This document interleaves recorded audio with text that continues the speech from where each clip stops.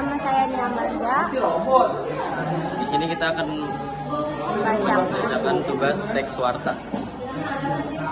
Korban kecelakaan bus Partai Haruna di Tol Ngawi. Jumlah korban kecelakaan tunggal di rombongan bus Partai Haruna di Jalan Tol Solo Ngawi aya 10 orang. Paningkatan genep orang tina laporan awal 4 orang. Tapi sarta dievakuasi ke RSUD Dr. Soeharto Ngawi. Sementara eta genep korban tatu dilarikan ke RS Dr. Soehadi Prijonegoro. Data anu aya jumlah korbananana aya 10 orang. Leres 2 orang maot. Terang pupuhu PMI Sragen Ismail Joko Sutresno nalika diinformasikan via pesan pondok. Kabeh anu jadi korban nyaeta kader Partai Haruna DPD Jawa Timur. Red Pamulang ke Surabaya.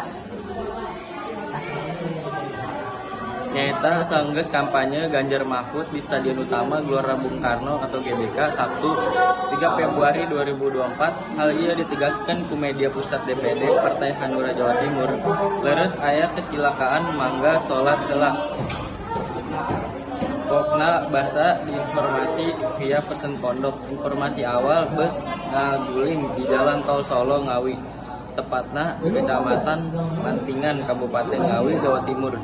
Jam 7.30 WIB kejadian di Mimitan nalika bus nuju di Jakarta nuju Ngawi. Sesampainya di KM 557A bus ngageleuyang ngajumlah ambulan katinggalan ngabantosan evakuasi para korban. Nyata ambulan PMI Sragen jeung ambulan PSG 119 Sukowati Sragen jeung ambulan Nahdlatul Ulama NU Kepala Satuan Lalu Lintas Polres Ngawi pada Yadi Irawan netelakeun yen anawis kacilakan Eta masih dilaksanakan nepi ka berang.